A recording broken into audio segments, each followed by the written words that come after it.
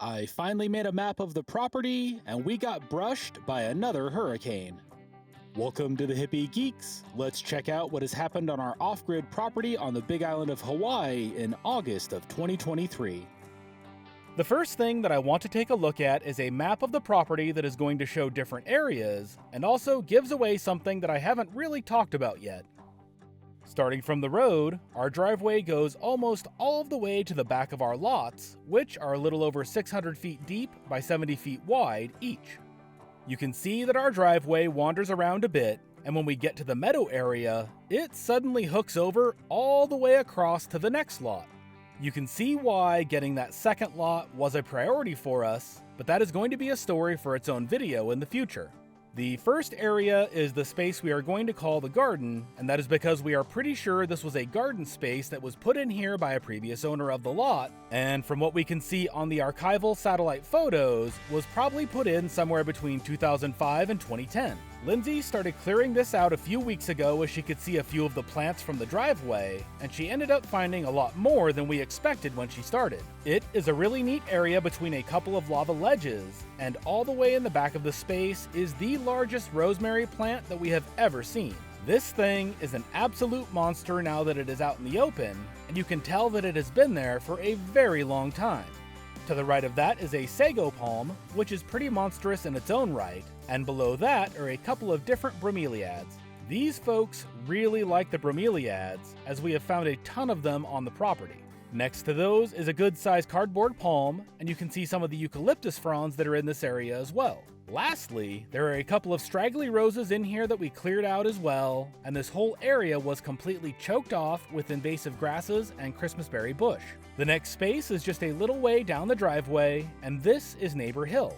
Our neighbor is up on top of this hill, but the flat area below that is where we are pretty sure the living structure for the folks that planted the garden was right here, which makes sense as it is super close to that spot, and there may have actually been a back path through the wooded area between them. You can see that dry grasses have mostly taken over this space, and we have our pile of dead ohia snags piled here for now as well. We will be getting in there to knock down the grasses so that we can harvest it for biomass, but we are also trying to clear out the overgrown grasses and Christmasberry plants to hopefully slow the spread of any wildfires that we may have to endure in the future. Next up is the area that we are calling the fire pit, as someone in the past had stacked a rather large stone ring here on the Pahoahoa, and all that we can figure is that it was a large fire pit at some point in the past, as there is no soil in there to make us think that it was a garden bed. We have a large stretch of Pahoahoa in this area, which is the smoother and often more flat lava fields that you've seen on the property. If you look over onto the other side of the driveway, you can see this end of what I have called the flats, though it is a rather large and undefined area as we haven't explored too far into it at this point. From what I can tell though, it is fairly flat back through here with some interesting outcroppings of lava, and of course the ohia trees that are all over this property. We will definitely be getting back into this area to check it out more in the future, but we have our hands mostly full right now with the back of the property where the camp is. As we continue walking up the driveway, we are going to come up on the center tree that is next to the meadow area that we mentioned in the last walkthrough video that we did.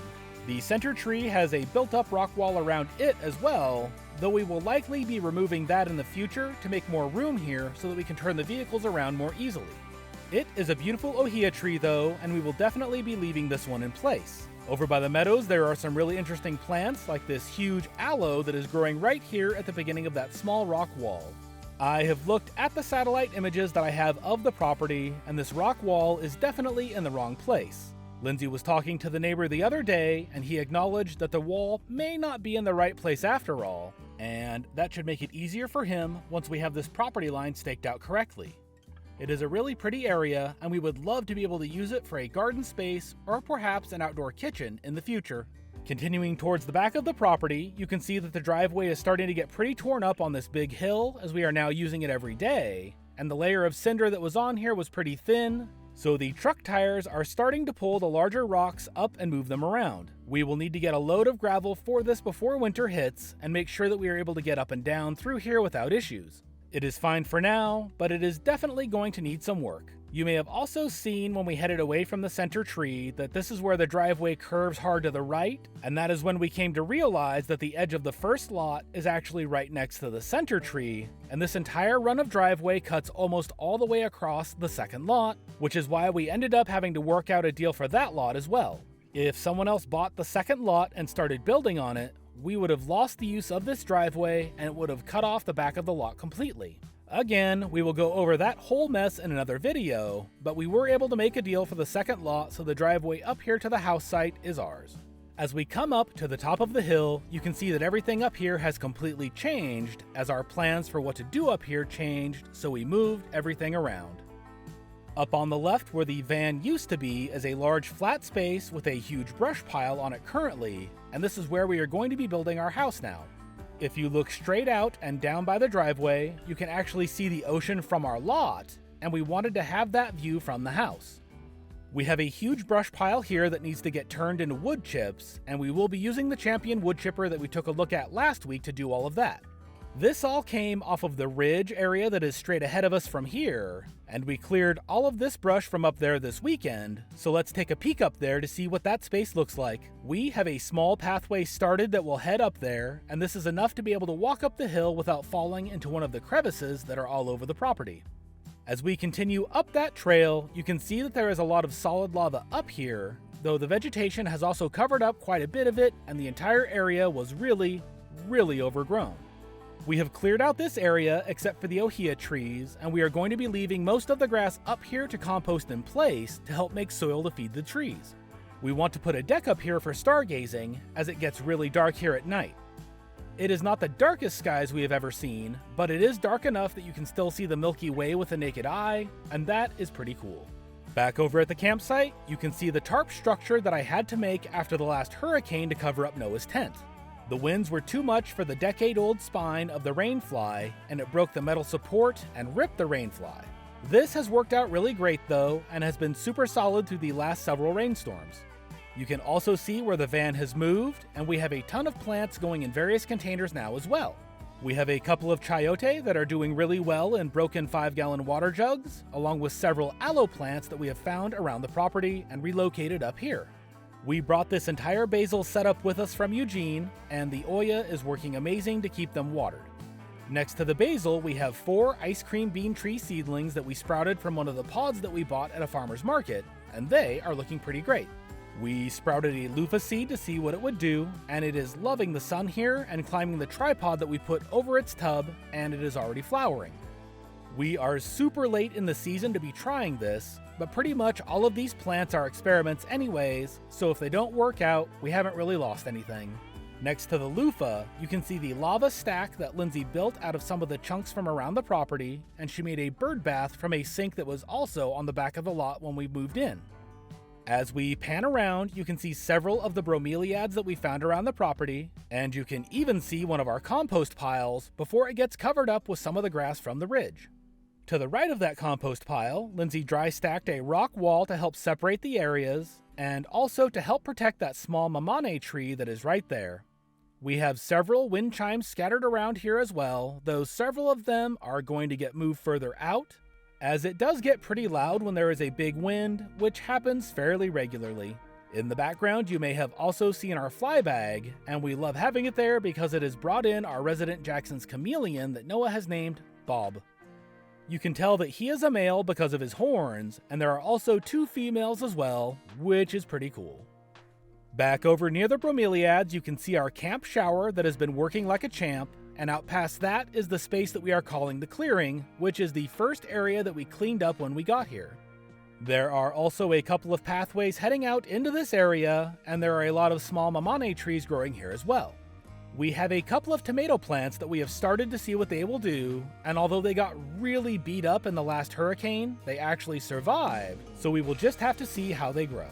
Further out in the clearing, you can see a metal trash can that we salvaged to be another container for a plant, and this one has a birdhouse gourd in it. Out past there are the barrens, which is the super jagged lava, and we haven't done much out there yet either. Heading back in through camp, you can see that we have a few more tables set up and have rearranged the setup here quite a bit, with a lot more plants over here. The wash tub came with us from Eugene as well, and it has a few different herbs planted in it. Over next to the van are a lot of our fruits and veggies that we eat, and a lot of different plant cuttings that Lindsay is getting to root in water jars. Heading back around towards the back end of the lot, you can see the bird nest that Lindsay built as a planter recently from some various sticks just woven together like you see it. There are 3 cucumbers in there currently, though they are not looking great and may not make it. The sun here is pretty intense, and they haven't done much after they were transplanted here. Lindsay also put a lot more of the random aloe that we have found around the property here in front of the nest, with our prayer kitty statue right in the middle. Next up is our laundry station, and it currently is just 2 tubs for water. We soak the laundry and have been wringing it out by hand and then hanging it to dry. We will have a pretty big upgrade to this setup soon, and you will see that as soon as it arrives. It should save us a lot of time, and we are really excited about it. Panning over from there, you can see the screen house that is being used for storage, and you can see the tear in the front right where the hurricane collapsed it and ripped that side. We will be taking this down pretty soon, well, as soon as we have a place to put these things out of the rain anyways. Next to the screen house is our current solar panel setup, and this has been kind of cobbled together, but it works for now. I will need to do something more permanent soon, but for now this is getting the job done. The panels are currently facing south at about a 15-degree angle, which is perfect for this time of year around here. Finally, to the left of the solar panels is the current project, a 12-foot by 20-foot platform that we are building out of pallets. I still need 4 more pallets to complete it, but once they are in place and supported, I will skin over it with half-inch plywood to make a very sturdy platform. We have another, larger tent that we want to set up on here for Noah, and that will let us use the other structure for storage so that we can pull down the screen house.